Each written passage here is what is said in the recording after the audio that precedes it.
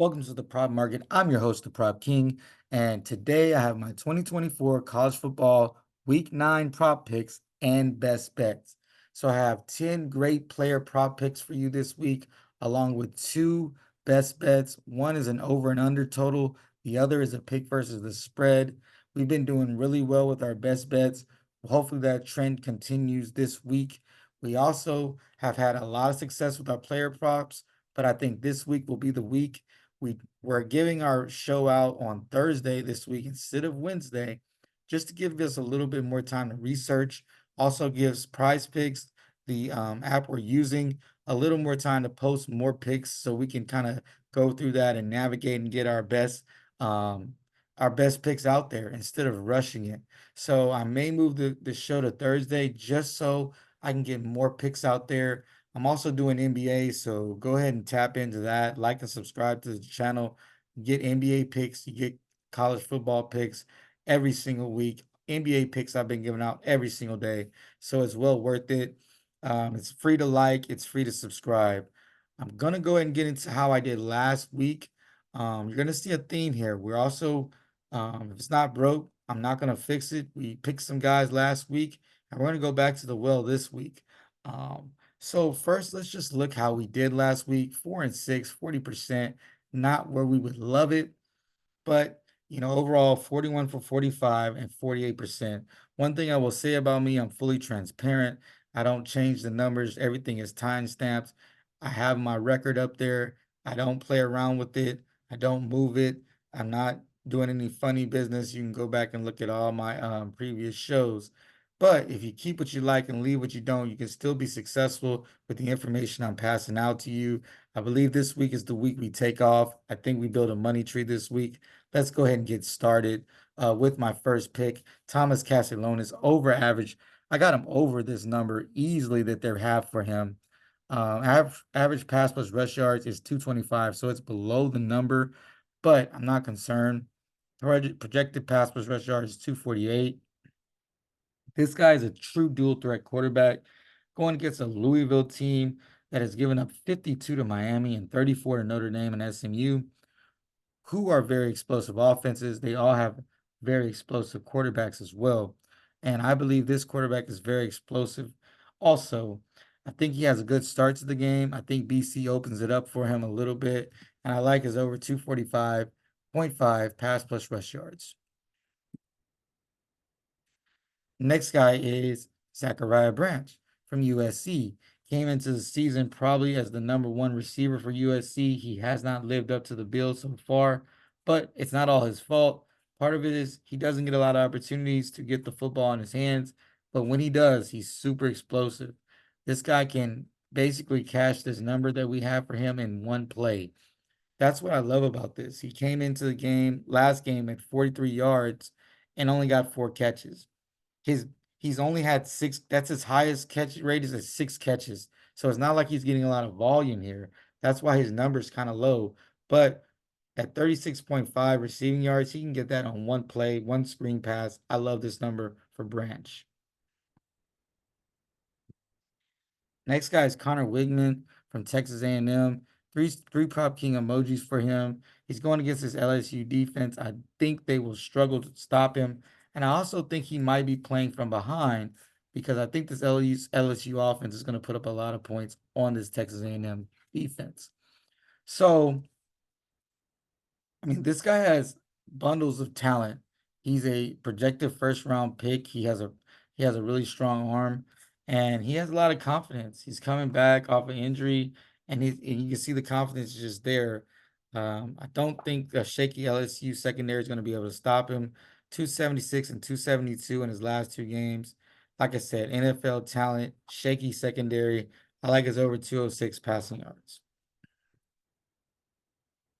Next guy is Drew Allar, averaging 255 passing yards, projected 223.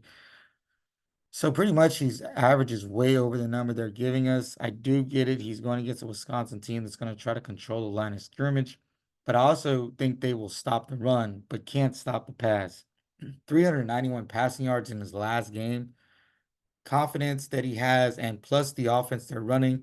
I really like his over 204.5 pass yards. Next guy is Ollie Gordon. Talk about going back to the well. We finally got a win from him last week. And as long as he stays healthy in this game and they are giving him his opportunities, he's going to easily go over this number. I don't think either team is going to be too concerned with stopping the other from scoring. I think it's going to be a high scoring game, and I think Gordon's going to get up and down that field. Like I said, coming off his best game of the season, 127 pass plus rush yards. They play best when he's playing well. The second half of the season last year is when he really took off, and that's why we came in the season with so much confidence. Well, we're in the second half of the season. He showed last week that he was ready. I think he continues. I got him over 99.5 rushing receiving yards. I don't think Baylor can keep him under 100. Next guy is Taven Jackson from Indiana. Now, he is the second string quarterback, but he did win the job last year, but lost it. I can see just in his development that he has also worked really hard on his game. He went 7 for 8 last week with 2 touchdowns in limited time. He hasn't had much time this year. That's why I don't have an average passing yards. Not enough data right there for that. But this Washington defense has been known to give up some big pass plays. I believe they're going to give that up for Taven Jackson. Teammates are super excited about him being the starter. They all expect great things from him. Even his coaches have say they have 100% confidence in him. So I believe they're going to open the playbook up for him a little bit. And we know Coach Sixenegdi has really good offensive plays. I like him over 212 passing yards. His number's too low for an electric offense and a really good quarterback. Next guy is Jalen Daniels. Talking about motivation, he has to have some. Kansas is struggling this year. A lot of people felt they were going to do really well this year, including myself. And basically, they've proved us all wrong. Average 214 pass plus rush yards. I got him projected at 231. I believe he pulls that ball down and runs a little bit more and shows what he can do with his feet. This Kansas State secondary has struggled a lot. You saw Shador Sanders take advantage of them, but they're really stout versus the run. So good versus the run, bad versus the pass. I will take that any day. I like his over 221 pass plus rush yards. Next guy is Riley Leonard. Speaking of running, this dude has a bunch of talent. He can run and throw. He's a dual threat as well. He has big numbers through the air and on the ground this year. And he's getting in a rhythm with his wide receivers. He threw the ball 29 times last game, and Navy will slow the game down. But I think the explosive plays from Riley Leonard and his offense will combat the fact that they don't get the ball as much as they probably usually do. So I like his over 245 pass plus rush yards for Riley Leonard. Next guy is Jalen Milroe, coming off a little bit of a struggle in the game, but he cashed in for us on his last offensive play. So we're super excited about that. Going against Missouri, a defense that is struggling, to be honest, giving up a lot of pass plays. Milroe's coming off a bad game, one of his worst. But statistically, he still, gets the stat sheet filled. I think he uses his legs early. I like him over 299 pass plus rush yards.